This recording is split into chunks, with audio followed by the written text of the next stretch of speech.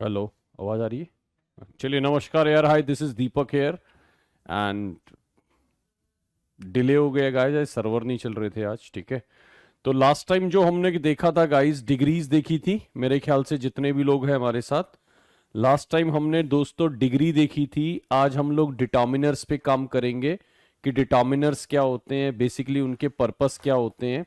ठीक है। और डिटर्मिनर्स के रीजंस क्या होते हैं। बहुत ही सिंपल सा है डिटर्मिनर्स को। कई बार पता नहीं क्यों लोग उसको अलग वे में ले लेते हैं दोस्तों। तो डिटर्मिनर्स क्वाइट इजी टॉपिक है, बहुत सिंपल तरीके से समझने की कोशिश करेंगे। गुड मॉर्निंग है। 12:30 तक क्लास चलेगी गाइस। यार टाइम आप सबको पता है, आज सर्वर नहीं चल रहा था, है ना। अगर आपने ट्राई करा होगा तो देखा होगा कि सर्वर में बहुत ज़्यादा इशू आ गया था। तो क्लास कैंसिल करने की बजाय मैं वेट कर रहा है, फिर मैंने कहा चलो जैसे ही चलेगा and I will be available. तो जैसे ही सर्वर चला है मैं आपके सामने खड़ा हूं, राइट। ताकि देखिए, रीट का कोई क्लास, मैंने बोला कि 3 क्लासेस आपको मेरी तरफ से मिलेगी। और बहुत रेयर सिचुएशन होगी कि, है ना, रेयर सिचुएशन होगी कि आपको वो क्लास ना मिले, राइट। तो जल्दी से कर लेते हैं दोस्तों और शुरू कर देते हैं कि क्या है हमारे पास आज। मैंने, अच्छा एक चीज बता दीजिए, लास्ट टाइम डिग्रीज तक हमने कर लिया था दोस्तों। डिग्री कैसे लगानी है, कौन सी कंपैरेटिव है, कौन सी सुपरलेटिव है। सॉरी यार, इंटरनेट प्रॉब्लम नहीं, कुछ ऐप में अपडेट हो रहा था गाइस, ऐप में कुछ अपडेट हो रहा था, तो इंटरनेट प्रॉब्लम नहीं था, राइट। चलिए आइए दोस्तों, जल्दी से शुरू कर देते हैं। और एक बार बता दीजिए, ऑडियो वीडियो क्लियर है सबको? हाँ, डिटर्मिनर देखो, अगर आपने पिछली क्लासें नहीं ली है, ठीक है, अगर आपने पिछली क्लासें नहीं ली है तो भी कोई दिक्कत नहीं, आपको आज की क्लास समझ आ जाएगी, राइट। लेकिन एक चीज मेरी रिक्वेस्ट है कि पिछली क्लासें भी आप देख लीजिएगा। अगर आपकी फर्स्ट क्लास है तो भी आप पिछली क्लासें देख लीजिएगा। चलिए आ जाइए दोस्तों, क्या हम शुरू कर दें? एक बार बता दीजिए, अब कोई क्वेश्चन नहीं पूछेंगे। आज हम डिग्री करेंगे और डिग्री के बाद गाइस वोकैबुलरी का हम लेटर शुरू करेंगे, है ना। वोकैबुलरी के हम लोग शुरू करेंगे। वोकैबुलरीज में सबसे पहले मैं आपको रूट वर्ड पढ़ाऊंगा, है ना। वन वर्ड सब्स्टिट्यूशन की 2 से 3 क्लासेस। अगला पूरा वीक जो है वो हम वोकैबुलरी पढ़ेंगे रीड के अंदर। क्या हम रेडी हैं अगले पूरे वीक वोकैबुलरी पढ़ने के लिए दोस्तों? अगले पूरे वीक क्या हम वोकैब पढ़ सकते हैं? क्योंकि अगर आप देखेंगे उसमें antonym, synonym, one word substitution, idioms, यानी काफी चीजें जो है वोकैबुलरी के तौर पे दे रखी है। ठीक है, तो अगली बार हम वोकैब पढ़ेंगे। आज हम डिटर्मिनर्स खत्म कर लेते हैं और देखते हैं गाइस, वैसे तो आज ही हम वोकैब शुरू कर देंगे। क्या ये रीट में भी हेल्प करेगा? ये क्वेश्चन ही बिल्कुल बकवास है, क्योंकि ये क्लास अगर आपको दी गई है रीट में तो क्यों नहीं आपको हेल्प करेगा? इस क्वेश्चन को मैं यार एक चीज मानिए, अगर आपको पोर्टल पे क्लास दी जा रही है तो आप ये पूछिए ही मत कि ये आपके लिए है कि नहीं। ठीक है, ये आप पूछिए ही मत कि ये आपके लिए है कि नहीं। क्यों? क्योंकि आपको दी गई है तो डेफिनेटली आपके लिए है। ठीक है, चलिए, लोगों की सलाह भी आ जाती है, सैनिटाइजर लगा लीजिए। कोई नहीं यार, मेरे यहां से कोरोना वहां तक नहीं पहुंचेगा। ठीक है, हाँ। चलिए देखिए, डिटर्मिनर, मैंने आपको एक छोटी सी बात बता देता हूं। डिटर्मिनर्स को एडजेक्टिव ही बोलते हैं। डिटर्मिनर्स को दोस्तों हम क्या बोलते हैं? एडजेक्टिव ही बोलते हैं, ये ध्यान रखना। जो आपका डिटर्मिनर है दोस्तों वो एडजेक्टिव ही कहलाते हैं, ये ध्यान रखिएगा।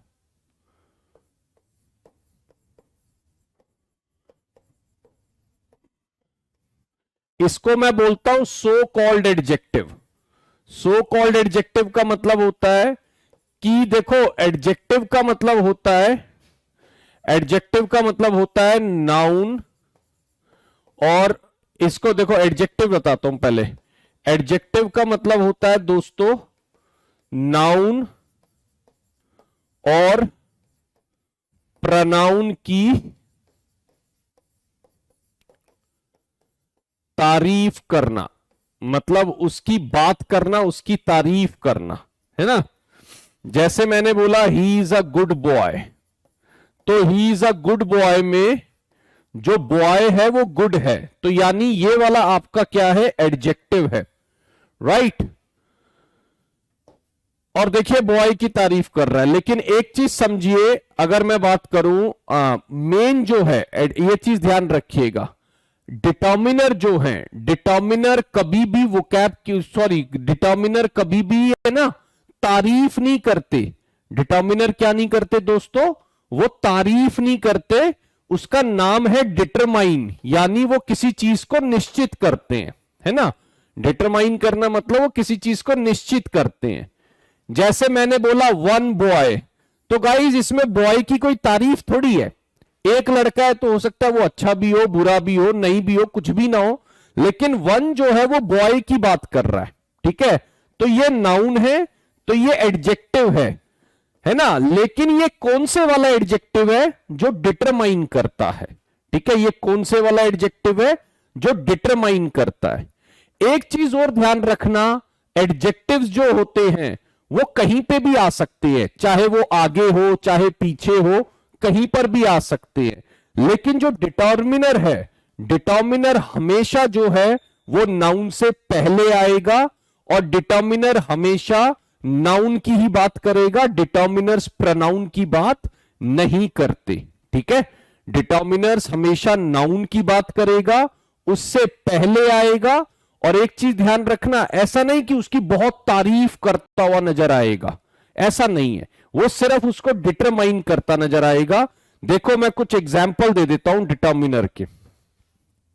मैंने बोला आ बॉय इज प्लेइंग, तो बताइए ये आ क्या काम करने आया है। यहां पर मैंने बोला आ बॉय इज प्लेइंग, तो यहां पर आ जो है वो नाउन की डिटरमाइन कर रहा है कि एक लड़का है। अच्छा, एक लड़का अच्छा है, बुरा है ना, बेकार है, क्या है कुछ नहीं पता, लेकिन वो एक लड़का है। यहां पे जो ए वर्ड है ना, ये किसको डिटरमाइन कर रहा है गाइस, बॉय को। ये जो ए है वो किसको डिटरमाइन कर रहा है, ये बॉय को डिटरमाइन कर रहा है, ये ध्यान रखना। इंग्लिश में कोई आपको पूछे ए, एन और द कौन सी पार्ट ऑफ स्पीच है, कोई आपको पूछे इंग्लिश में ए, एन और द कौन सी पार्ट्स ऑफ स्पीच है, तो एक छोटी सी चीज मान लेना बस, कि इंग्लिश में कोई भी वर्ड, अगर गाइस मैंने इंग्लिश में कोई भी वर्ड लिख दिया तो वो 8 पार्ट ऑफ स्पीच से बाहर नहीं बन सकता, ठीक है। यानी अगर मानिए इंग्लिश में मैं कितनी भी बड़ी लाइनें लिख दूं, 100 लाइन लिख दूं, ठीक है, इंग्लिश में अगर मैं 100 लाइन लिख दूं मानो, ठीक है, लेकिन 100 लाइन में से हर लाइन जो है, 100 लाइन में से हर लाइन जो है गाइस, उसमें एक ना एक पार्ट ऑफ स्पीच होगी, और इंग्लिश में कोई भी वर्ड बिना पार्ट ऑफ स्पीच के आ ही नहीं सकता। यानी वो नाउन होगा, प्रोनाउन होगा, एडजेक्टिव होगा, एडवर्ब होगा, प्रेपोजिशन होगा, कंजंक्शन होगा, वर्ब होगा या इंटरजेक्शन। इन 8 के अलावा कोई भी वर्ड इंग्लिश में नहीं बना, ठीक है। अब एक चीज मानिए, आपने मानो इसको लगा दिया क्या, आर्टिकल, आपने इसको बोला आर्टिकल, तो मुझे बताओ क्या आर्टिकल कोई पार्ट ऑफ स्पीच होता है दोस्तों।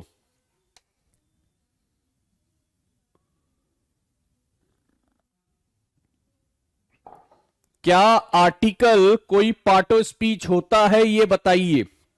आर्टिकल कोई भी पार्ट ऑफ स्पीच नहीं होता, ठीक है ना। आर्टिकल को समझिए, ए, एन और द, ये लाइफ टाइम किसके साथ आते हैं, नाउन के साथ, है ना। इसका मतलब ये नाउन की क्वालिटी बताते हैं और ये नाउन को डिटरमाइन करते हैं, राइट। और नाउन को जो डिटरमाइन कर रहा है या नाउन की जो डिसाइड कर रहा है, वो हमेशा ध्यान रखना वो होगा एडजेक्टिव, या फिर उसको आप डिटर्मिनर भी बोल सकते हो, ठीक है। आप उसको क्या बोल सकते हो, डिटर्मिनर। बट अगर मैं इसको बोलूं कि ये ए कौन सी पार्ट ऑफ स्पीच है और आप आर्टिकल लिख कर आ गए, तो आपका आंसर गलत है, क्योंकि आर्टिकल कोई पार्ट ऑफ स्पीच नहीं है दोस्तों, है ना। आर्टिकल हमारी कोई भी पार्ट ऑफ स्पीच नहीं है। हां, ये क्या है, अब एडजेक्टिव है। एडजेक्टिव में भी अगर मानो वो एडजेक्टिव ना लिख के डिटर्मिनर लिख दे तो हम डिटर्मिनर पे टिक कर सकते हैं। जैसे सीटेट है, सीटेट में ऐसे क्वेश्चन आए थे दोस्तों, है ना, किसी ने एनी लिखा हुआ था, सम लिखा हुआ था, वो डिटर्मिनर थे, सो कॉल्ड एडजेक्टिव होते हैं, ये ध्यान रखना। जैसे देखो मैं डिटर्मिनर्स के कुछ एग्जाम्पल लिखता हूं, ठीक है। मैंने अगर लिखा वन बॉय, सम बॉयज, ठीक है, the first student, each boy, ठीक है, आइदर बॉय, ठीक है, एनी बॉय, और अगर मैं बोलूं नीदर गर्ल, तो गाइज इसमें से देखिए ये जितने भी वर्ड हैं ये सारे नाउन को बता रहे हैं, ये सारे नाउन को बता रहे हैं। अब एक चीज और होती है, ठीक है ना यार, आर्टिकल तो उसका नाम है मीनाक्षी, ऐसे अगर मैं बोलूं एक्टिव पैसिव क्यों बोलते हैं यार, एक्टिव पैसिव नाम है, बट एक्टिव पैसिव में वर्ड जितने भी आएंगे उनमें पार्ट ऑफ स्पीच तो कहीं ना कहीं होगी, ठीक है ना। एक्टिव पैसिव में वर्ड जितने भी आएंगे वो पार्ट ऑफ स्पीच तो होगी। और ऐसा थोड़ी है कि इंग्लिश में सिर्फ पार्ट ऑफ स्पीच है और कोई टॉपिक ही नहीं है। अब आप बोलो फिगर ऑफ स्पीच को पार्ट ऑफ स्पीच क्यों नहीं बोलते, अरे फिगर ऑफ स्पीच अलग टॉपिक है, आर्टिकल अलग टॉपिक है, लेकिन इंग्लिश में जो भी वर्ड आपके सामने लिखा होगा वो ध्यान रख लेना, वो होगा पार्ट ऑफ स्पीच के अंदर से ही, ठीक है ना। अगर मैं ऐसे लिख दूं some boys are playing in the garden, some boys are playing in the garden, right, तो अब एक चीज मान के चलिए इसमें सारे वर्ड कोई ना कोई पार्ट ऑफ स्पीच है। जैसे देखो सम बात कर रहा है बॉयज की, बॉयज नाउन है, सम बन गया एडजेक्टिव, आर आपका हो गया हेल्पिंग वर्ब, प्लेइंग हो गया मेन वर्ब, इन आपकी हो गई प्रेपोजिशन, द आपका क्या है, ये आपको गार्डन को बता रहा है तो ये भी आपका डिटर्मिनर या आर्टिकल लगो, सॉरी इसको आप लगा सकते हो एडजेक्टिव, राइट, और गार्डन आपका क्या है नाउन। तो इसका मतलब हर वर्ड जो है कोई ना कोई पार्ट ऑफ स्पीच होता है, ये ध्यान रखना, हर वर्ड कोई ना कोई पार्ट ऑफ स्पीच होता है, ये ध्यान रखिएगा। मेरी बात समझे दोस्तों थोड़ी सी। डिटर्मिनर जो है वो नाउन को डिफाइन करता है, डिटर्मिनर कभी प्रोनाउन को डिफाइन नहीं करेगा, और डिटर्मिनर हमेशा प्रोनाउन के बिल्कुल पीछे लगा होगा, यानी डिटर्मिनर और नाउन के बीच में आपको गैप नजर नहीं आएगा, ज्यादातर आपको वो नाउन को पीछे नजर आएगा। कई बार हो सकता है बीच में एक आध गैप हो, बट उसको आप अपने हिसाब से मैनेज करिएगा, ठीक है, बट वो नाउन के पहले आएगा, ठीक। अब देखिए यहां पर ये सारे डिटर्मिनर है, क्योंकि वन बॉय की बात कर रहा है, सम बॉयज की बात कर रहा है, फर्स्ट स्टूडेंट की बात कर रहा है, ईच बॉय की बात कर रहा है, ईदर बॉय की बात कर रहा है, एनी, तो ये सारे आपके डिटर्मिनर है। हां, अगर पेपर में डिटर्मिनर वर्ड ना लिखा हो तो इनको आप क्या लगाएंगे फिर, अगर मानिए पेपर में उसने वर्ड डिटर्मिनर नहीं लिखा तो आप इसको लगाएंगे एडजेक्टिव, राइट, यानी एडजेक्टिव ही डिटर्मिनर है, ध्यान रखना। अब कोई बोल रहा है द एडजेक्टिव कैसे है यार, अच्छा देखो मैंने एक चीज बताओ,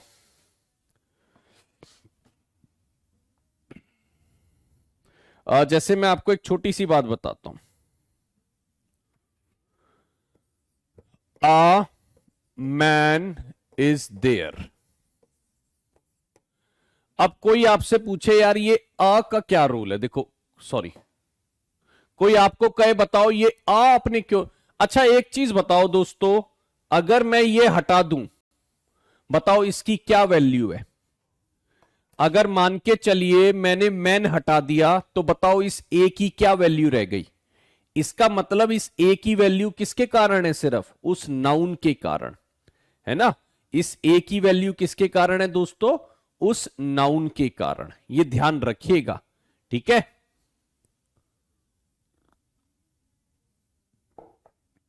तो अगर मैं यहां पर मैन लिख रहा हूं तो ये ए किसकी बात कर रहा था, मैन की, और बताइए नाउन की बात करने वाला कौन है, एडजेक्टिव, ठीक है, और ये क्या कहलाएगा, डिटर्मिनर। चलिए इतनी बात मुझे लगता है समझ आ गई है। और अब आइए देखिए जरा डिटर्मिनर्स के हमारे टाइप कौन कौन से होते हैं, और मैं बार बार बताऊंगा कि इनका नाम हमें याद होना चाहिए। डिटर्मिनर्स हमें पता होने चाहिए। देखिए डिटर्मिनर्स की डेफिनेशन देखिए दोस्तों, डिटर्मिनर की डेफिनेशन है क्या? डिटर्मिनर की डेफिनेशन है, a determiner is a word that introduces a noun, it always comes before a noun. ये हमेशा नाउन से पहले आता है, नॉट आफ्टर, यानी ये बाद में नहीं आता, ठीक है। और it also comes before any other adjective use to describe the noun, यानी ये किसी और एडजेक्टिव के पहले भी आ सकता है जो नाउन को डिस्क्राइब कर रहा हो। अब देखिए हमारे पास डिटर्मिनर के एग्जाम्पल कौन कौन से हैं, जैसे आर्टिकल, ए एंड द, ये हमारे डिटर्मिनर्स हैं। फर्स्ट सेकंड, अच्छा एक चीज ध्यान रखना, कई बार ये पूछ लिया जाता है ये ऑर्डिनल है या कार्डिनल है, ठीक है। तो ऑर्डिनल होते हैं first second third last next, और कार्डिनल होते हैं 1 2 3 4 50 100 ऐसे, ठीक है। और यार हरी सिंह, यार ये अब आप थोड़ी डिसाइड करेंगे आर्टिकल। अब आप ये बताओ कि मतलब क्या नाम है यार, छोटी सी बात है कि अगर मैं एक चीज बोलूं, क्या कहते हैं, ही के साथ इजी क्यों लगाया, कोई मेरे को ये बता दो, ही के साथ इजी क्यों लगाया, आर लगाने में क्या दिक्कत थी? अब ये क्वेश्चन आप और मैं डिसाइड नहीं कर पाएंगे ना, है ना। अगर कोई ये बोले ही के साथ इज क्यों लगाया, आर क्यों नहीं लगाया, समझाओ। तो गाइस जब बनी थी इंग्लिश तो उस हिसाब से डिसाइड करा गया था, आर्टिकल एक नाम दिया गया है उसको अलग से, लेकिन है वो काम किसका कर रहा है, काम वो एडजेक्टिव का ही कर रहा है, ये ध्यान रखिएगा, ठीक है। डिमॉन्स्ट्रेटिव, अब डिमॉन्स्ट्रेटिव में ध्यान रखना, अगर मैं ऐसे लिख रहा हूं दोस्तों, दिस इज माई पेन, ठीक है, बताइए इसमें डिटर्मिनर कौन सा है और प्रोनाउन कौन सा है? इसमें डिटर्मिनर कौन सा है और प्रोनाउन कौन सा है, जल्दी बताइए दोस्तों।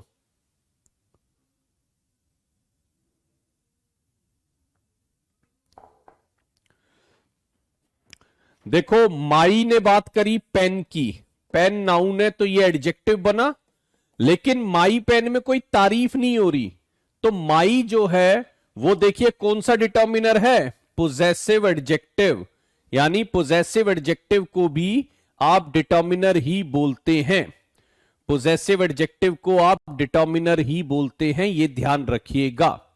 और देखो ये आपका वर्ब है, तो वर्ब से पहले क्या आएगा, वर्ब से पहले आएगा सब्जेक्ट, है ना, और सब्जेक्ट या तो नाउन हो सकते हैं या आपके क्या हो सकते हैं, प्रोनाउन हो सकते हैं। सब्जेक्ट आपके या तो नाउन हो सकते हैं या प्रोनाउन हो सकते हैं।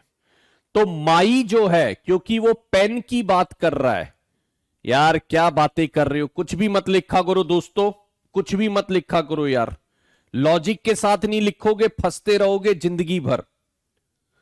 आप एक चीज बताओ, यहां पे कौन सा वर्ड है जो नाउन, कौन सा वर्ड है जो प्रोनाउन की बात कर रहा है, दिस प्रोनाउन की बात कर रहा है या माई प्रोनाउन की बात कर, सॉरी नाउन की बात कर रहा है?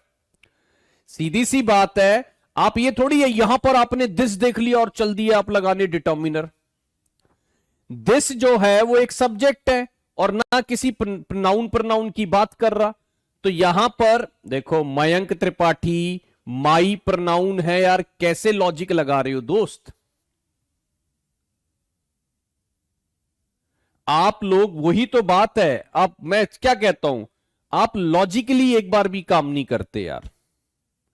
ये बताओ, मैंने आपको बोला ना, अगर कोई नाउन प्रोनाउन की बात करे तो वो क्या होता है, एडजेक्टिव। तो बताओ यहां पे माई किसकी बात कर रहा है, पेन की बात कर रहा है, पेन नाउन है तो ये एडजेक्टिव बना, है ना, और ये तारीफ नहीं कर रहा तो इसको डिटर्मिनर बनाइए। और दिस जो है वो तो अकेला आया हुआ है, दिस कब किसी नाउन प्रोनाउन की बात कर रहा है। हां अगर मैं इसको ऐसे लिख दूं दोस्तों, देखो अगर मैं ऐसे लिखूं दिस पेन, तो देखो अब मैंने बोला दिस पेन इज माइन, तो यहां पर देखो अब दिस ने क्या काम करा, अब दिस ने पेन की बात कर डाली। जब दिस ने पेन की बात करी तो पेन नाउन था, तो दिस क्या बन गया, एडजेक्टिव। तो अब ये वाला दिस क्या है, आपका डिटर्मिनर है, और ये वाला दिस क्या है दोस्तों, प्रोनाउन है। ये मैं फर्क क्यों बता रहा हूं, क्योंकि आप तो क्या करेंगे, आप पढ़ाई करेंगे, खूब अच्छी पढ़ाई करते हैं यार, ये मैं अप्रिशिएट करता हूं कि आप लोग बहुत मेहनत करते हैं। बट आप क्या करेंगे, आप दिस को जाके रट लेंगे कि अगर दिस दिख गया ना तो डिटर्मिनर लगा दूंगा पेपर में। नहीं यार, ठीक है, अगर दिस दिख गया आप डिटर्मिनर लगा देंगे, ये गलत होगा। सीधी सी बात है यार, मैं तो कई बार यही नहीं समझ पाता कि आपको क्या समझ नहीं आया। ठीक है, चलो मैं दोबारा ट्राई करता हूं। सीधी सी बात समझो, डिटर्मिनर्स वो होते हैं जो नाउन और प्रोनाउन की बातें करते हैं। तो अगर मैं लिख दूं यहां पर दिस इज माई पेन, तो मुझे बताओ यहां पर नाउन और प्रोनाउन की कौन सा वर्ड बात कर रहा है? ऐसा कौन सा वर्ड है जो नाउन और प्रोनाउन की क्या है, बात कर रहा है? और सीधी सी बात है, यहां पर माई जो है वो किसकी बात कर रहा है? पेन की। पेन नाउन है तो माई क्या हो गया? एडजेक्टिव। पेन नाउन है तो माई क्या हो गया? एडजेक्टिव, है ना। लेकिन दिस किसी वर्ड की बात थोड़ी कर रहा है। दिस तो आपका वर्ब से पहले आ गया, बस। वर्ब से पहले आपका हमेशा सब्जेक्ट आते हैं। और ध्यान रखना, सब्जेक्ट जो होते हैं वो इंग्लिश में या तो नाउन होते हैं या प्रोनाउन होते हैं। तो इसलिए दिस जो है वो आपका क्या है? दिस दोस्तों आपका प्रोनाउन है। लेकिन इसी दिस को अगर मैं ऐसे बोल दूं, इसी दिस को अगर मैं ऐसे बोल दूं दोस्तों, क्या?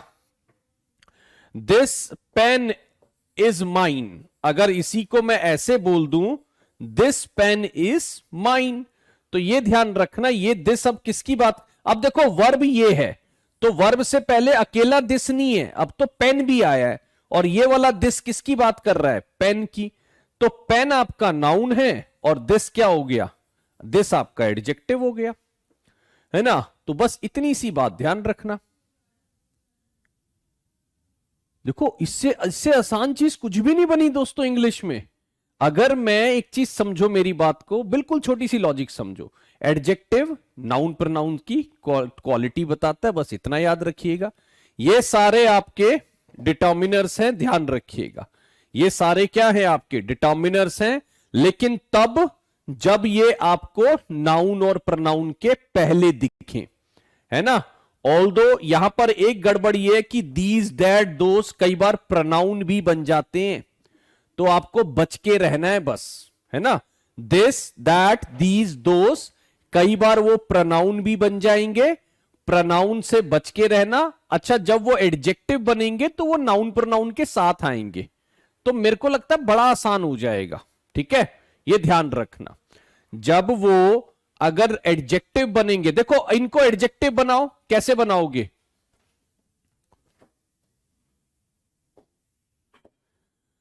इनको एडजेक्टिव बनाओ, दिस पेन, दैट बॉय, है ना, दीज बॉयज, ये बन रहे हैं देखो एडजेक्टिव, है ना। दोज बॉयज, ये सारे आपके एडजेक्टिव बन गए, ये सारे आपके एडजेक्टिव है। क्यों? क्योंकि ये नाउन के साथ आते हैं, राइट। चलिए अब एक काम करते हैं, आगे बढ़ते हैं। और मेरे को लगता है आज आप डिटर्मिनर ही सीखिए, वो कैप को फिर हम अगले वीक से ही शुरू करेंगे, क्योंकि नहीं तो आप बड़ा हौच पौच कर लेंगे और आप फंस जाएंगे। मैंने आपका पूरा डिटेल्ड प्लान शेयर कर लिया है गाइस, ठीक है। लगभग 30 क्लासेस से ऊपर, 30 भी नहीं, ज्यादा ही क्लासेस हमें लेनी है, कम से कम 40 क्लासेस तक चला जाएगा जहां तक मुझे लग रहा है। और जल्दी जल्दी हम कवर अप करेंगे, देखते हैं कितने में हम खत्म कर पाएंगे। और अभी हमें सारे साउंड लेकर, एक्टिव पैसिव नरेशन। सर क्या होता है डिटर्मिनर्स? यार ये तो रामायण खत्म हो गई, अब तो राम पूछ रहे हो आप मेरे से। तो आप अगर लेट ज्वाइन कर रहे हो तो वीडियो को दोबारा देखिएगा, ठीक है। चलिए, डिटर्मिनर्स में अब हम कुछ क्वेश्चन देखेंगे गाइस, कि हमें फ्यू कैसे निकालना है, आ फ्यू कैसे निकालना है। सर क्या होता है? सपना यार मैं अभी पिछले 20 मिनट से डिटर्मिनर ही बता रहा था, ठीक है, पिछले 20 मिनट से। एक तो आप लोग टाइपिंग इतनी करते हैं, मैं हैरान हूं यार, टाइपिंग इतना क्यों करते हो? टाइपिंग मत करा करो इतनी, बैक टू बैक देखता हूं बाढ़ लगी होती है मैसेजेस की। चलिए अब ऐसा करते हैं, चलिए कुछ बातें करते हैं। हमें जो डिटर्मिनर में मेन कॉन्सेप्ट समझने हैं वो ये समझने हैं कि फ्यू क्या होता है ना, अ फ्यू क्या होता है और द फ्यू क्या होता है। राइट, फ्यू क्या होता है, अ फ्यू क्या होता है, द फ्यू क्या होता है। ठीक है, अब एक चीज याद रखिएगा, इनको समझाता हूं जल्दी से। ठीक है, इनको समझाता हूं जल्दी से।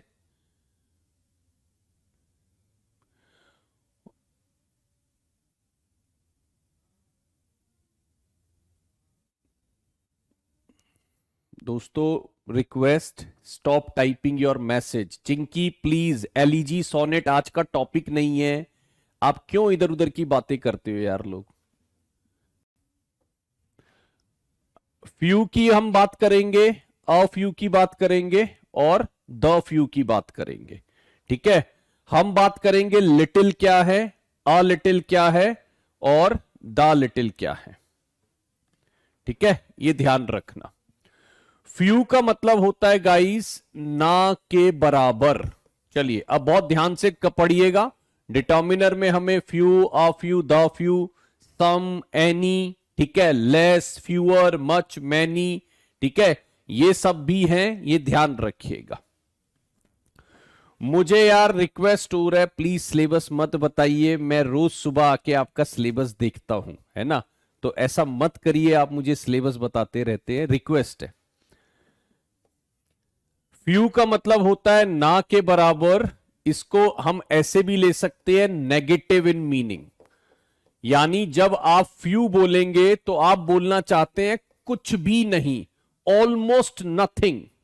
ठीक है, जब आप फ्यू बोलना चाहते हैं तो आप बोलना चाहते हैं कुछ भी नहीं, ऑलमोस्ट नथिंग।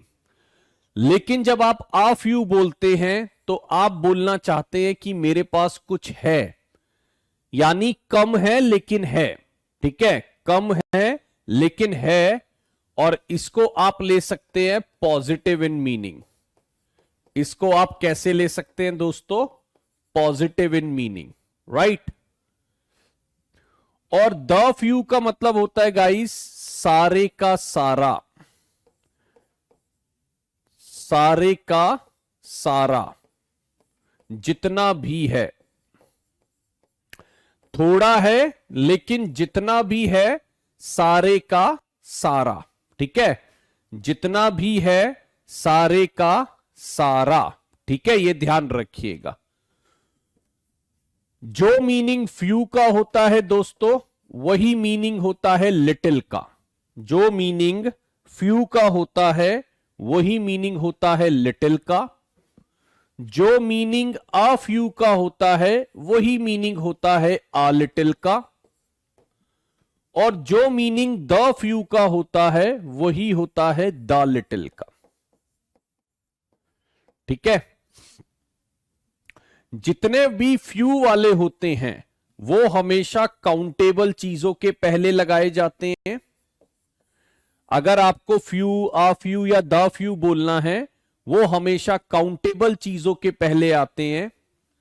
लिटिल, आ लिटिल और द लिटिल हमेशा अनकाउंटेबल चीजों के पहले आते हैं। ठीक है, अब देखो, जैसे मैं एक एक छोटा छोटा एग्जाम्पल ले लेता हूं।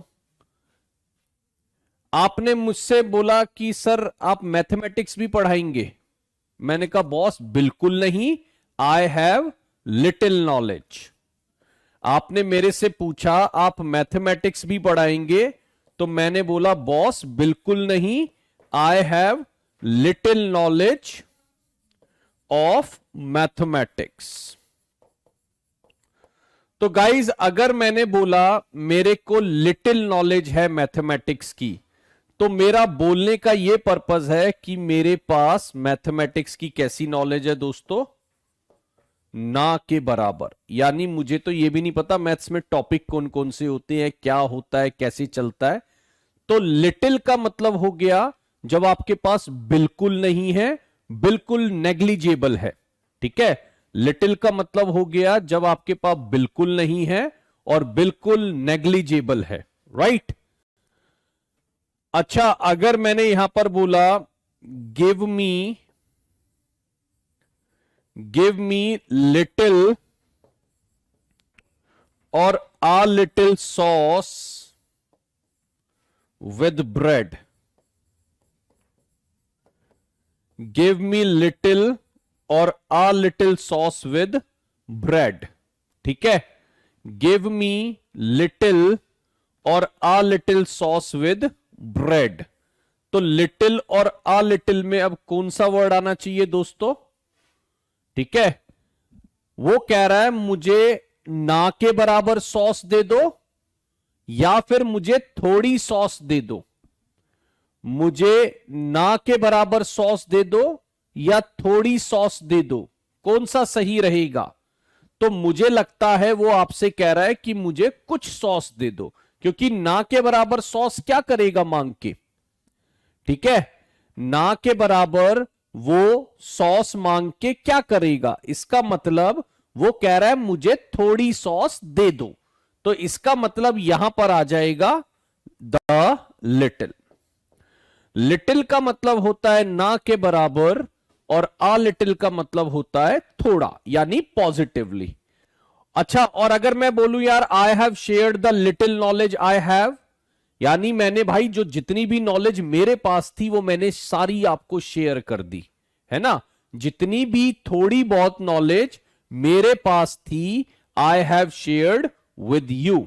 ठीक है, जब आप बोलना चाहते हैं थोड़ा या ना, जब आप बोलना चाहते हैं ना के बराबर, तो यह ध्यान रखना आप बोलेंगे लिटिल या फ्यू, है ना? लिटिल बोलेंगे तो अनकाउंटेबल लगाना है, फ्यू बोलेंगे तो काउंटेबल, मीनिंग दोनों का सेम है।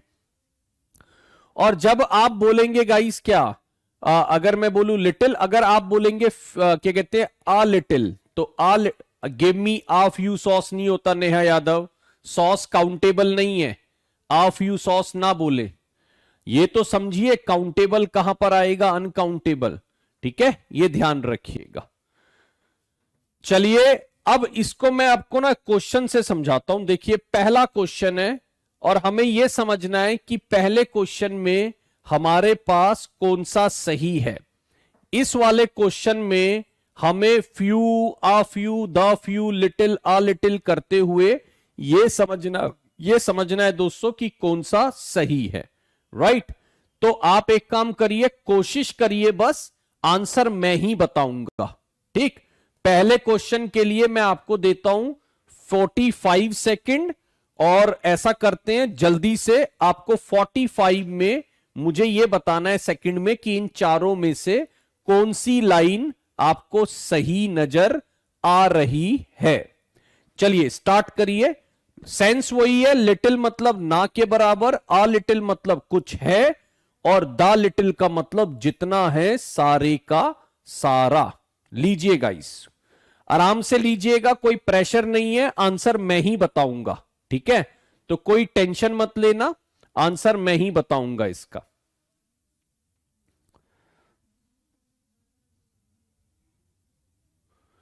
जितनी नॉलेज थी वो दे दी, यानी सारी की सारी, तो द लिटिल यूज होगा। प्रियंका बिल्कुल सही बोल रहे हैं आप।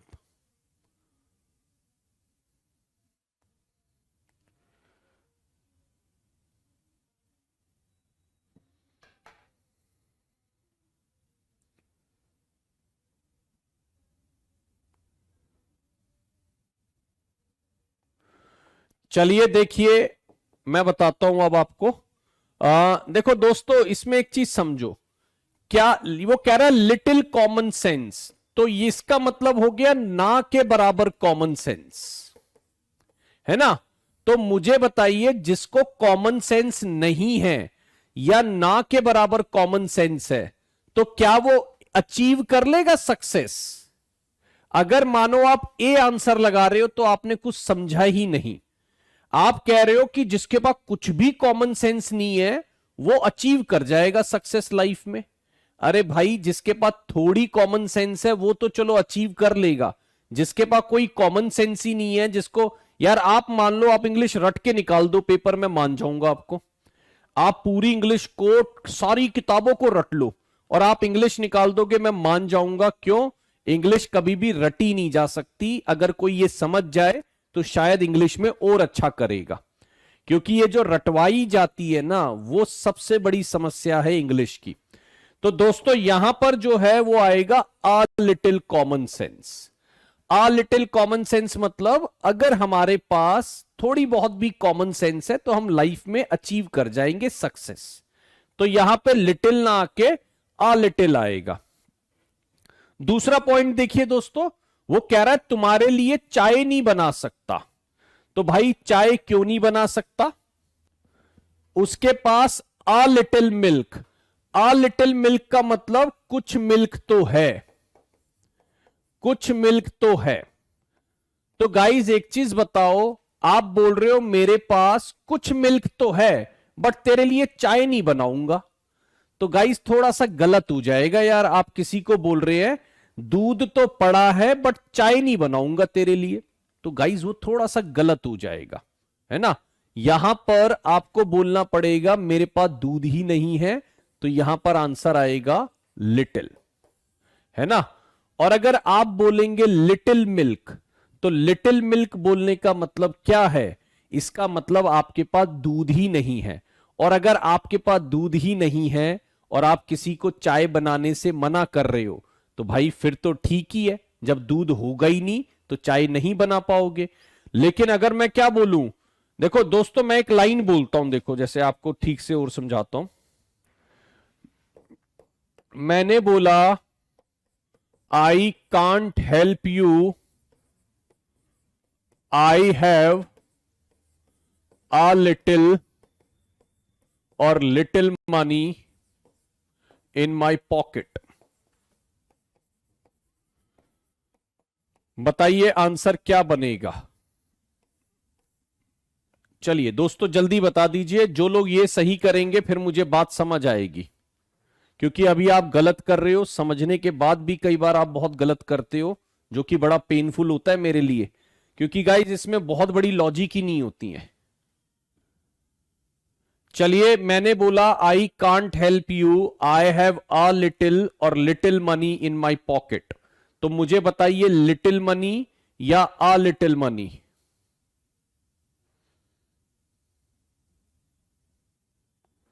जल्दी बताइए। I am looking at your response.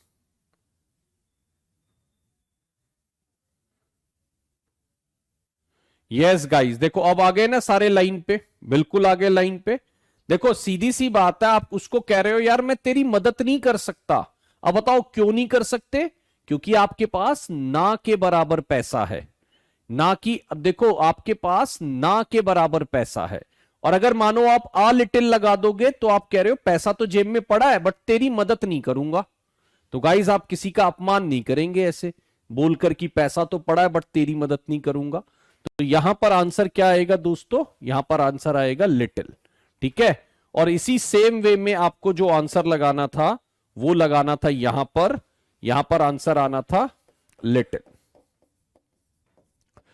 हाँ देखो अब यहां पर बोल रहा है आ लिटिल। आ लिटिल मतलब कुछ है। अच्छा, आ लिटिल का मतलब ऐसा नहीं बहुत ज्यादा। आ लिटिल का मतलब होता है पॉजिटिवली, है ना। तो अगर मैं बोल रहा हूं आ लिटिल नॉलेज, इसका मतलब नॉलेज है, हां लेकिन थोड़ी है, लेकिन पॉजिटिवली है, राइट। पॉजिटिवली है, राइट। तो अब आप बोल रहे आ little knowledge is a dangerous thing. तो यानी जिसके पास थोड़ी नॉलेज होती है बड़े खतरनाक होते हैं वो। नीम हकीम खतराए जान सुना है गाइस हिंदी में, है ना। मानो आपको लगता है इंग्लिश आ गई लेकिन थोड़ी आई, अब आ तो गई है, नाउन प्रनाउन समझ आ गया बट, है ना। ये ध्यान यार, फ्यू जो है वो आपका काउंटेबल में आता है। सीमा जी प्लीज ध्यान रखिएगा ना, फ्यू जो है काउंटेबल में आता है। मनी यहां पर अनकाउंटेबल था, फ्यू मत लगाइए। और मैंने ऑप्शन ही नहीं दिया आपको फ्यू का, तो आप फ्यू लगा क्यों रहे हो? चलिए देखिए वो कह रहा है जो थोड़ी नॉलेज है, और ये सही बात है गाइज, है ना। आपको मानो बहुत ज्यादा नहीं पता लेकिन थोड़ी नॉलेज है। जैसे कई बार मैंने देखा है कई लोगों को लैपटॉप वैपटॉप की ज्यादा नॉलेज नहीं होती, थोड़ी बहुत होती है, खोल खाल देते हैं फिर बंद नहीं कर पाते उसको। तो यानी थोड़ी नॉलेज खतरनाक है। यहां पर नॉलेज है लेकिन थोड़ी है, तो ये वाला सेंटेंस जो है बिल्कुल परफेक्ट है। और यहां पर देखिए वो कह रहा है जितनी भी नॉलेज मेरे पास थी मैंने शेयर कर दी। तो यहां पर वो ये नहीं बोल रहा कम थी या ज्यादा थी। ठीक है, यहां पर वो ये नहीं बोल रहा कम थी या ज्यादा थी, यहां पर वो ये बोल रहा है जितनी थी सारी की सारी। तो यहां पर आंसर आएगा द लिटिल। यहां पर क्या आएगा? The little. अच्छा गाइस, सेम सेंस आपको लगानी है फ्यू के अंदर। जैसे आपने यहां लिटिल में सॉल्व करे ऐसे ही फ्यू में सॉल्व करना है, ये ध्यान रखना। ठीक है, जैसे आपने यहां पर लिटिल में शुरू करे वैसे ही आपको फ्यू में शुरू करना है, ये ध्यान रखिएगा। तो लिटिल नॉलेज आई हैड नी, जितनी भी नॉलेज मेरे पास थी, ठीक है, वो हमने, यार प्रियंका मौर्य, ये कहावत है अधजल गागर छलकत जाए भरी गगरिया चुप्पे जाए, है ना। ये कहावत बहुत फेमस है। शैलो ब्रूक्स इंग्लिश में बोलते हैं, shallow brooks are noisy, deep rivers moves with majesty. ठीक है ना। अधूरी जानकारी खतरनाक होती है, ये सही बात है ना। नीम हकीम खतराए जान। तो गाइज हमारा जो यहां पर आंसर बना लिटिल और अ लिटिल में सी आंसर बना, ये ध्यान रखना। मुझे बता दीजिए लिटिल, अ लिटिल और द लिटिल का मतलब समझ आ गया सबको? और सेम वे में यूज करना है फ्यू, अ फ्यू और द फ्यू, राइट, ये ध्यान रखना। चलिए अगला हम जो देखेंगे गाइज वो हम देखेंगे लेस और फ्यू का रीजन। लेस कहां पे आता है और फ्यू कहां पे आता है, राइट। लेस हो गया, फ्यूअर हो गया गाइज। लेस जो आता है गाइज वो आता है अनकाउंटेबल में, ठीक है, और फ्यूअर जो आता है वो आता है काउंटेबल में। सेम चलता है मच। मच भी आता है आपका किस में दोस्तों? अनकाउंटेबल में, ठीक है, और मैनी जो है आपका आता है वो किस में? काउंटेबल में। बस इतनी सी बात आप याद रखिएगा। अब अपने बेस पर काउंटेबल और अनकाउंटेबल जो है वो अपने हिसाब से बनाना सीख लीजिए। सारे काउंटेबल अनकाउंटेबल याद नहीं कर पाएंगे आप, सारे काउंटेबल अनकाउंटेबल याद नहीं कर पाएंगे दोस्तों, अपने हिसाब से बनाना सीख लीजिए, ठीक है। और रटना नहीं यार, मेरी रिक्वेस्ट है आपसे, प्लीज रटना नहीं। बस ये देखिए, सोचिए, समझिए कि यार ये चीज काउंटेबल है। अब जैसे मैं नॉलेज बोल दूं तो यार नॉलेज को काउंट थोड़ी कर लोगे आप, है ना। इंफॉर्मेशन बोल दूं, एडवाइस बोल दूं, ये सब चीज काउंट थोड़ी कर लोगे आप। तो अगर मैं बोल रहा हूं काउंट करना, अनकाउंटेबल, काउंटेबल, तो ये अपना दिमाग लगा के करिएगा, रादर देन बैठ के 15 काउंटेबल 20 अनकाउंटेबल याद कर रहे हैं हम, ऐसा मत करिएगा। अगर मैं बोल रहा हूं फ्यू बॉयज, है ना, या लिटिल बॉयज, भाई सीधी सी बात है ना, फ्यू बॉयज होगा क्योंकि बॉयज क्या है? काउंटेबल, ठीक है, तो उसके साथ फ्यू लगाएंगे, फिर लिटिल थोड़ी लगाएंगे उसके साथ, ठीक है। लिटिल तो अनकाउंटेबल में आता है, ये ध्यान रखना। द लिटिल मैंने बताया राहुल, ठीक है, द लिटिल का मतलब जितना भी है सारे का सारा। राखी कह रहे मनी के साथ फ्यू लगेगा क्योंकि वो काउंटेबल है। अच्छा जी, बताइए हाउ मच मनी या हाउ मेनी मनीज? अच्छा, मनी काउंटेबल है तो बताओ मनीज है तुम्हारे पास? मनीज गाइस, जो चीज काउंटेबल होगी उसका प्लूरल बन जाता है, यह ध्यान रखना। अगर इंग्लिश में आपको काउंटेबल अनकाउंटेबल पहचानने में दिक्कत हो रही है तो यह समझिएगा जो चीज काउंटेबल है उसका प्लूरल बन जाता है। तो बताओ मनी का किसके पास ज्यादा मनीज है? बताओ आपके कौन है जिसके पास बहुत सारी मनीज है? कभी सुना है मनीज वर्ड? है ना। आप देखो, मैं फिर बोल रहा हूं, आपके समझने का तरीका होगा, आप उसको है ना ऐसे करोगे, अच्छा हेयर काउंटेबल, वो अनकाउंटेबल। नहीं यार, ऐसे नहीं। आप सिर्फ समझो, क्या आप मनी का मनीज बोल सकते हो? क्या आप बोल सकते हो हाउ मेनी मनीज? नहीं बोल पाओगे, तो फिर मनी को काउंटेबल क्यों लगाओगे यार? क्योंकि वो ऐसे बस काउंट होती है। हाँ, सबसे ज्यादा वैसे तो काउंट होती है अगर आप देखोगे तो, है ना। नोटों की तरह काउंट करोगे तो बहुत होती है। तो बस ये ध्यान रखना आपको, ये सब बातें, ये इसको बोलते हैं थोड़ा सा एक्स्ट्रा लॉजिक लगाना, है ना। इसको हम बोलेंगे थोड़ा सा एक्स्ट्रा लॉजिक लगाना, बस। और एक चीज मैं बता दूं, इसका कोई मतलब नहीं है कि आपकी इंग्लिश स्ट्रांग है या आपकी इंग्लिश वीक है, उससे कोई मतलब नहीं है इसका। वीक और स्ट्रांग तो जब बहुत डीप कॉन्सेप्ट होते हैं तब, है ना। अभी तो मनी मनीस तो आपने सबने बोला है, सीधी बात है, ठीक। और यार देखो, मैं आपको लगेगा कई बार मैं टाइम लेता हूं, लेकिन मेरा पर्पस ये रहता है कि आपको बातें समझ आ जाए, नहीं तो मैं खींच खींच के भी निकल जाऊं। लेकिन मेरे को एक कमेंट भी दिखता है ना कि यार ऐसा क्यों, तो मेरा मन करता है नहीं, उनको क्लैरिटी दो, ऐसा क्यों, ठीक है। तो ये ध्यान रखिएगा यार। चलिए, अब एक चीज है, अब इसमें आप ही को दिमाग लगाना है कि कब अनकाउंट, देखो रुपी आता है, रुपी मानिए तो रुपी होता है, और आपने सुना है रुपीस, तो ये तो काउंटेबल है। क्यों? जब आपने रुपी भी सुना और रुपीस भी सुना, वो काउंटेबल है, ठीक है। तो इसका मतलब ये आपने सुने हुए हैं ना, तो इसको अपने हिसाब से हैंडल करो। मैं पेपर में याद थोड़ी करूं कि मनी ये होता है ना, और रुपी ये होता है। अरे यार, इतनी लाइफ में इतनी बार बोल लिया तो इतना तो गैस आप लगा ही सकते हो। और नहीं तो अगर मैं लिखना चालू कर दूंगा ये काउंटेबल, तो मेरे को तो लग रहा है 15-20 क्लास तो काउंटेबल अनकाउंटेबल लिखने में चली जाएंगी, और उतना आप याद कैसे कर लेंगे, मैं भी हैरान होऊंगा फिर। चलिए, अब एक काम करिएगा, आप लेस दिखने पर अनकाउंटेबल लगाइएगा, ठीक है। फ्यूअर दिखने पर काउंटेबल लगाइएगा, राइट। मच दिखने पर अनकाउंटेबल, और फ्यू मैनी दिखने पर काउंटेबल, ओके। चलिए, आपके सामने अब क्वेश्चन आ रहा है, और इस क्वेश्चन का आंसर बताइए सेकंड नंबर का। और दोस्तों एक चीज ध्यान रखना, मैं पहले आपको कॉन्सेप्ट बता देता हूं, फिर उसके सामने क्वेश्चन रखता हूं, तो उम्मीद बढ़ जाती है मेरी आपसे। चलिए बनाइए जल्दी से, 12:30 तक क्लास करेंगे दोस्तों आज हम। देखिए यहां पर समझिए, इंफॉर्मेशंस, वो पहले बात तो इंफॉर्मेशंस लिख रहा है जो गलत है, और इंफॉर्मेशन अनकाउंटेबल है तो फ्यूअर लगाना वैसे ही गलत हो गया। स्टूडेंट्स काउंटेबल है, उसके साथ लेस नहीं लगा सकते। स्टूडेंट्स क्या है दोस्तों? काउंटेबल, उसके साथ लेस नहीं लगा सकते। इंजरी, अब देखो इंजरीज लिख रहा है, अच्छा इंजरी एक होती है, इंजरीज उसका प्लूरल है, तो इंजरीज क्या है हमारा? काउंटेबल, और काउंटेबल है तो उसमें लेस नहीं आ सकता। इंजरीज हमारा काउंटेबल है तो उसमें लेस नहीं आ सकता, ठीक है, उसमें लेस नहीं आ सकता, ये ध्यान रखना। हां, एडवाइस हमारा अनकाउंटेबल है तो उसमें लेस लगाना बिल्कुल परफेक्ट है।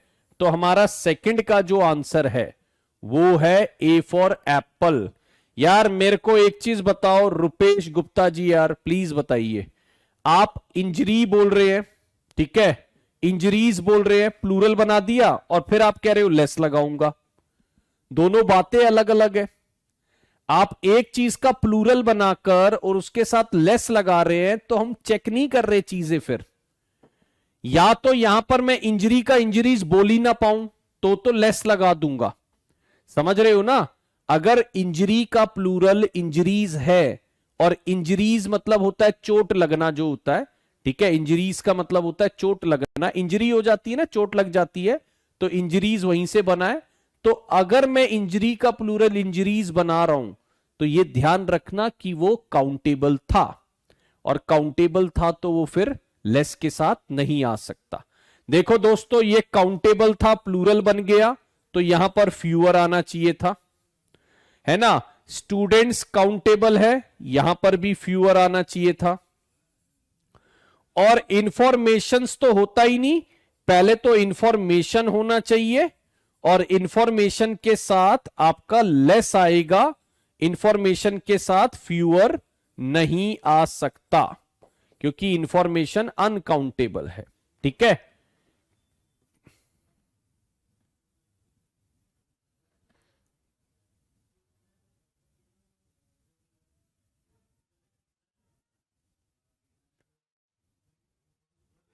ओके रुपेश, कोई नहीं यार, अगर आपने क्या कहते हैं बी आंसर दिया किसका, क्वेश्चन नंबर 1 का, तो आप प्लीज रिक्वेस्ट है क्वेश्चन नंबर जरूर लिखा करें, ठीक है।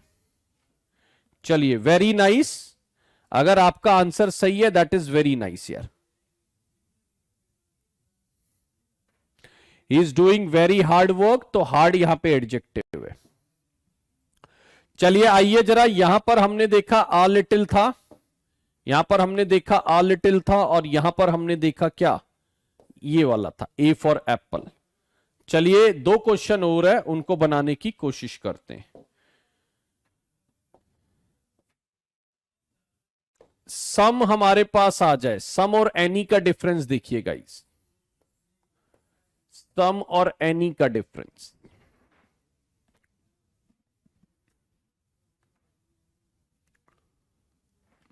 अगर मैं सम देखूं तो सम हमेशा आता है दोस्तों या तो पॉजिटिव सेंटेंस में,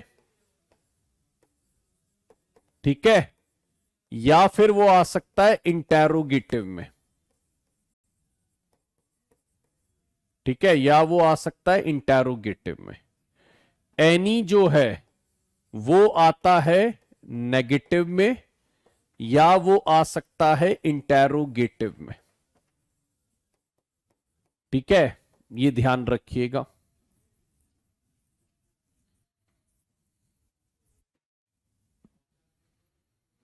एक चीज और ध्यान रखिएगा, जैसे इंटेरोगेटिव सेंटेंस है, मानिए मैंने आपको ऊपर बोला इंटेरोगेटिव में चाहे सम लगाओ चाहे एनी लगाओ, दोनों एक्सेप्टेबल है, क्योंकि यहां देखो सम में भी इंटेरोगेटिव, एनी में भी।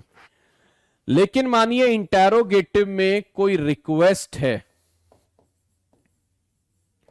ठीक है, या कोई एडवाइस है, तो उस केस में हम लगाते हैं सम, ठीक है। इंटेरोगेटिव में अगर कोई रिक्वेस्ट है या फिर कोई एडवाइस है तो उसमें हम लगाते हैं सम, और अगर रिक्वेस्ट और एडवाइस नहीं है तो फिर आप एनी का इस्तेमाल कर सकते हैं, ठीक है। अगर मैं बोलूं हमारे पास अगर रिक्वेस्ट और एडवाइस है, इंटेरोगेटिव में सम और एनी अगर दिए गए हैं, इंटेरोगेटिव में अगर सम और एनी दिए गए हैं और आपके पास मानिए रिक्वेस्ट या एडवाइस है, तो आप एनी को प्रेफर मत करना, फिर आप सम को प्रेफर कर लेना, यह ध्यान रखना। दोबारा सुन लीजिए, अगर आपके पास पॉजिटिव सेंटेंस है, अगर आपके पास पॉजिटिव सेंटेंस है, ठीक, तो उसको आप लगाइएगा सम के अंदर, और अगर आपके पास नेगेटिव सेंटेंस है तो उसको लगाइएगा आप एनी के अंदर। लेकिन मानिए आपका सेंटेंस है इंटेरोगेटिव, तो आप सम और एनी कुछ भी लगा सकते हैं क्योंकि दोनों में आता है वो। लेकिन इंटेरोगेटिव में भी मानिए अगर आपके पास आती है कोई रिक्वेस्ट या फिर कोई एडवाइस, तो आप लगाइएगा उसके अंदर सम, ठीक है, ठीक है। अगर मैं बोलूं कैन यू गिव मी, जैसे कोई भी रिक्वेस्ट ले लो यार, can you give me some sugar या एनी शुगर, तो आप रिक्वेस्ट कर रहे हैं तो उसके अंदर उस हिसाब से लीजिएगा। अब आते हैं आगे, और इस पर देखिए मैं क्वेश्चन लेता हूं, बस आप कुछ भी मत करना, आप ये देखना सम पॉजिटिव एनी नेगेटिव, और इंटेरोगेटिव के अंदर सम और नेगेटिव दोनों, और अगर रिक्वेस्ट और एडवाइस है तो इंटेरोगेटिव में आप सम को ज्यादा वेटेज दे देना, ठीक। चलिए आ जाते हैं, देखिए यहां पर पहला सेंटेंस देखिए, दूसरा देखिए, तीसरा देखिए, और आंसर बनाने की कोशिश करिए। Will you please help me, अब इसमें है कहां सम, लगाइए तो सही।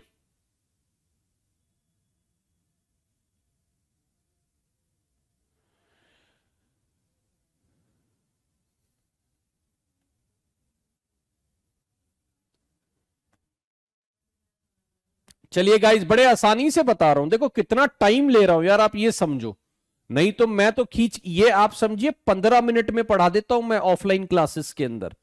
डिटर्मिनर को 15 मिनट से ज्यादा मैं देता नहीं हूं ऑफलाइन में, क्योंकि मुझे ये लग रहा है गाइस कि आप थोड़ा कई बार गड़बड़ कर रहे हो, तो मैं आपको एक एक टॉपिक पे काफी टाइम दे रहा हूं, और मैंने क्लासेस प्लान कर रखी है। मैं बहुत जल्दी आपको मैं 3 क्लास दे ही रहा हूं, चाहे कुछ भी हो जाए। 3 क्लासेस का आपको पहले से ही मैं दे रहा हूं, रिकॉर्डेड आपको सारा मिलता है, उसमें कोई दो राय नहीं है। देखो दोस्तों, अब पहले ये समझो, वो कह रहा है he has not given me some information. यहां पे सम है और लेकिन सेंटेंस आपका नेगेटिव है। भाई नेगेटिव में सम नहीं आ सकता, काट दीजिए। यहां पर नॉट है और यहां पर सम है, गलत हो गया गाइज ये तो। अब देखिए सेकंड वाले में वो कह रहा है could you please give me. अब यहां पर रिक्वेस्ट है ना, यहां पर रिक्वेस्ट है और ये सेंटेंस है इंटेरोगेटिव। यहां पर रिक्वेस्ट है और ये सेंटेंस है इंटेरोगेटिव। तो अगर इंटेरोगेटिव में रिक्वेस्ट आती है, यार ये थर्ड का बी रुपेश, और ये कौन है जो थर्ड, नीलेश, यार बी क्यों लगा रही हो दोस्तों। यार एक छोटी सी बात बताओ, यहां पे नेगेटिव नहीं दिख रहा और यहां पे सम दिख रहा है, कर क्या रही हो यार, प्लीज समझो बात को। थर्ड का बी राइट आंसर, इसका मतलब आप कुछ भी चेक नहीं कर रहे। दोबारा रूल देखो यार, लो मैंने बोला सम जो है वो पॉजिटिव सेंटेंस में आएगा, एनी जो है वो नेगेटिव में आएगा। तो एक छोटी सी बात समझो, ये आपको सेंटेंस नहीं दिख रहा दोस्तों, ये नेगेटिव नहीं दिख रहा, ये नेगेटिव, इसको आप सम के साथ यूज कर लोगे। क्या कर रहे हो यार, चलिए दोबारा समझो। देखो ये नेगेटिव है, सम नहीं आ सकता। सी फॉर कैट देखो, ये could you please give me, ये आपका रिक्वेस्ट है। रिक्वेस्ट आपका इंटेरोगेटिव सेंटेंस में है, और इंटेरोगेटिव सेंटेंस में अगर रिक्वेस्ट आता है तो आप इस्तेमाल करोगे सम का। तो यहां पर एनी के बदले क्या लगाइए, सम लगाइए। यहां पर एनी के बदले सम लगाइए, ठीक है। अच्छा देखो, मेरे को यह दिक्कत नहीं है कि आप गलत दे रहे हो, मुझे यह दिक्कत होती है कि आप इतने आसान क्वेश्चन का गलत दे रहे हो, क्योंकि आपको आगे बड़ी बड़ी बातें भी तो करनी है यार। ऐसा थोड़ी है कि सब चीजें लड्डू है कि आपके हाथ में पड़ा है बस बना दो। यहां तो आपको नेगेटिव पॉजिटिव देख के आंसर लगाने थे, है ना। यहां पर आपको, और देखो मैं गुस्सा भी नहीं होता हूं, मेरे को पेन होता है कि आप गलत क्यों दे रहे हो, है ना। गुस्सा फैकल्टी को आ रहा है तो समझो वो आपसे कनेक्टेड है। गुस्सा फैकल्टी को आता है तो वो कनेक्टेड है, नहीं तो उसे क्या फर्क पड़ेगा आप गलत दे रहे हो सही दे रहे हो, है ना। तो ये ध्यान रखना, जब मैं पढ़ा दिया उसके बाद गलत नहीं यार, ठीक है, ये ध्यान रखना। शो यार सबका मैसेज हो रहा है, करिश्मा आपका मैसेज शो हो रहा है। अब देखो यहां पर सम शुगर है, यहां पर नेगेटिव है, तो ये गलत होगा दोस्तों। हाँ यहां देखो, यहां पर नेगेटिव है और यहां पर एनी है, ये बिल्कुल सही है। तो हमारा थर्ड में जो आंसर है वो होगा फर्स्ट वाला, राइट। थर्ड में जो आंसर है दोस्तों वो कौन सा होगा, फर्स्ट वाला सही होगा, ये ध्यान रखिएगा। चलिए ये रूल नोट कर लीजिएगा यार, सम पॉजिटिव में एनी नेगेटिव में, ठीक है, ठीक है, सम पॉजिटिव में एनी नेगेटिव में। चलिए अब मुझे लगता है फोर्थ तो मुझे बताना नहीं, क्योंकि मैनी और मच तो मैं बता चुका हूं। और आज की क्लास एक अच्छे नोट पर एंड करिएगा कि मैं आपको ये मान सकूं कि आपको ये बातें समझ आ गई है। चलिए बताइए, फोर्थ के अंदर मैनी और मच का इस्तेमाल कहां पर सही हुआ है। फोर्थ के अंदर मैनी और मच का इस्तेमाल कहां पर सही हुआ है। और दोस्तों एक चीज ध्यान रखना, एक से ज्यादा भी सही हो सकते हैं, तो लॉजिक लगाना, हो सकता है चारों सही हो सकता है चारों गलत हो, ये सब आपको ध्यान से लगाना है।